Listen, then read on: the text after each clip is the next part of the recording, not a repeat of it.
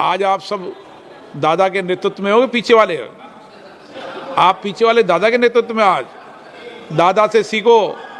इस उम्र में भी बहुत गंभीर तबीयत खराब होने के बाद भी सदन में आते हैं, पूरे टाइम बैठते हैं।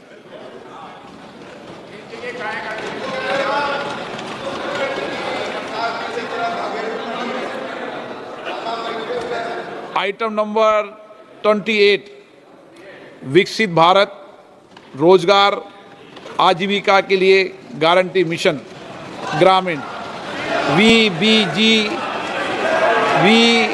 वी राम जी, विकसित भारत जी राम जी विधेयक 2025।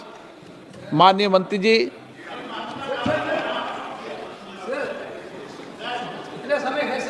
कितने घंटे बोलना चाहते हो? कितने घंटे बोलना चाहते हो? क्या है? अब मैं दे रहा हूं ना प्लान, आप तो गवर्नमेंट को छोड़ो। मैं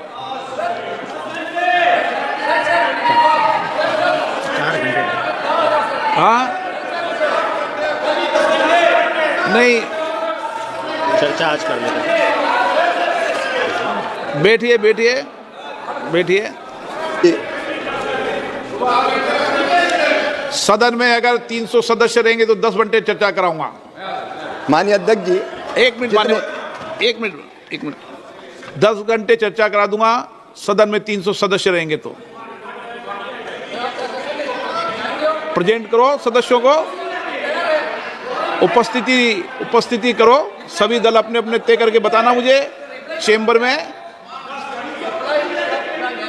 आज बोलो, कल माननीय मंत्री जी की रिप्लाई कल करा देंगे। कल करा देंगे श्री। अरे बोलो तो सही, बैठो तो सही सदन में। पूरा सदन बैठोगे तो मौका मिलेगा। चलो बैठ जाओ, सबको मौका मिलेगा। बैठिए। माननीय मंत्री महोदय, पर इतना निवेदन है, ये सदन ईंट गारों का भवन नहीं, लोकतंत्र का पवित्र मंदिर है। चर्चा होनी चाहिए, विस्तार से चर्चा होनी चाहिए। लेकिन मैं प्रतिपक्ष के मित्रों से ये निवेदन जरूर करूंगा कि जब मैं उत्तर दूं तो मेरा जवाब भी वो ध्यानपूर्वक सुने। हर किसी का उत्तर दूंगा। माननीय अध्यक्ष महोदय। श्री जयप्रकाश जी। धन्यवाद अध्यक्ष महोदय। एक मिनट मुंह कर दो पहले एक बार।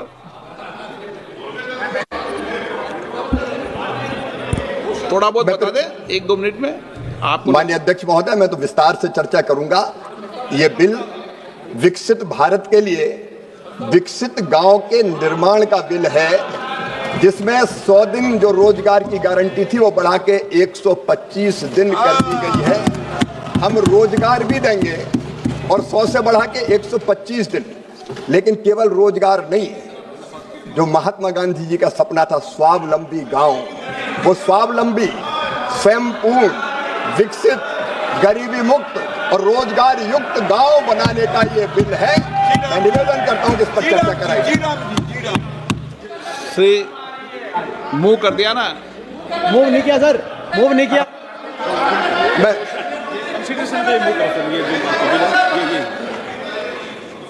माननीय अध्यक्ष महोदय, मैं प्रस्ताव करता हूं कि विधेयक पारित चर्चा की विधेयक पर चर्चा की। श्री जयप्रकाश जी। धन्यवाद जी अध्यक्ष महोदय। वरिष्ठ नेता है, गरिमा के अनुसार बोलना। सर आप रहिए सर, आपका सानिध्य चाहिए।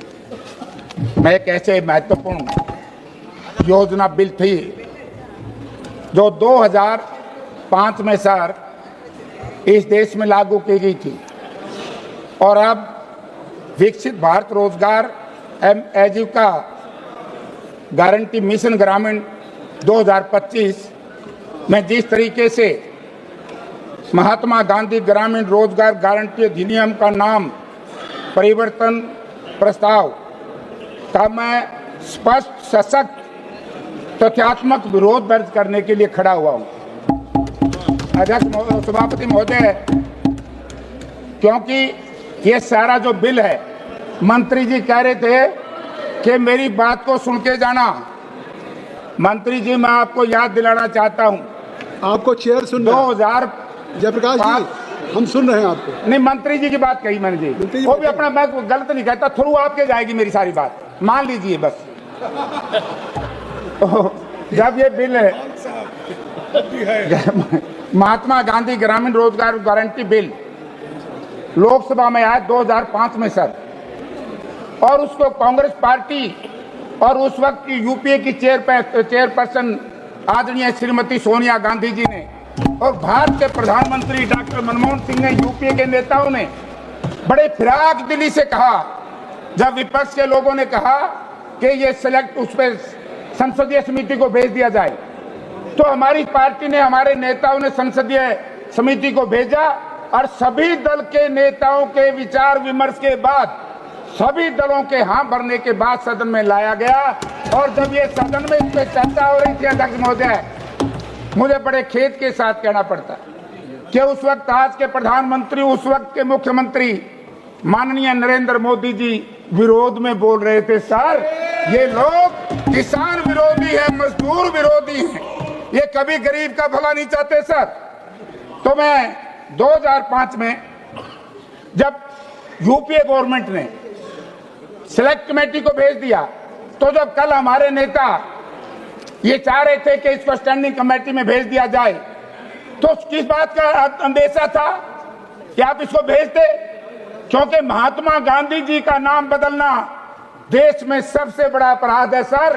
कि महात्मा जी थे, मैं बहुत देशों में गया हूं सर, जहां जाते हैं महात्मा जी के स्टैचू के ऊपर माला अर्पण करते हैं। दुनिया का जो भी राष्ट्राध्यक्ष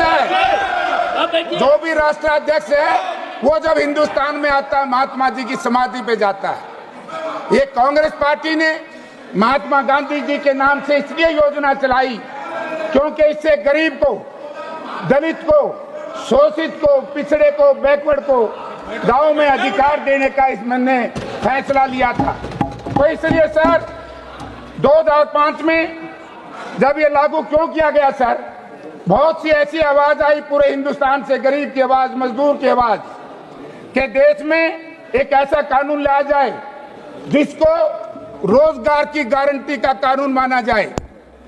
और मनरेगा से पहले सभापति महोदय, पूरी दुनिया में मंत्री जी मानेंगे कि कानून नहीं था। आज भी जिन देशों में कानून है ये, उनमें पूर्ण रूप से लागू नहीं है, जैसे भारतवर्ष में लागू किया था यूपीए गवर्नमेंट ने। लेकिन मनसा खराब है सर सरकार की।